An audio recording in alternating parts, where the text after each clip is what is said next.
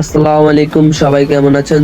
আজকের ভিডিওতে আমি দেখাবো কিভাবে আপনারা আপনাদের পুরনো অপ্রয়োজনীয় জিমেল আইডিটি ডিলিট করবেন। ভিডিওটা স্কিপ না করে সম্পূর্ণ ভিডিওটা দেখবেন, তাহলে সঠিকভাবে বুঝতে পারবেন। আপনারা চলে যাবেন আপনাদের ক্রোম ব্রাউজারে যাওয়ার পর উপরে থ্রি ডটে ক্লিক করবেন, তারপর নিচে সেটিংসে ক্লিক করবেন, তারপর উপরে আপনার প্রোফাইল আইকনে ক্লিক করবেন। তারপর আপনার এই মোবাইলে যতগুলো জিমেল আইডি আছে সবগুলো এখানে শো করবে। আপনি যে আইডিটি ডিলিট করতে চাচ্ছেন ওই আইডিটির উপর ক্লিক করবেন, তারপরে নিচের দিকে যাবেন। নিচের দিকে যাওয়ার পর আপনার সবগুলো আইডি শো করবে। আপনি যে আইডিটি ডিলিট করবেন ওই আইডিটির উপর ক্লিক করবেন।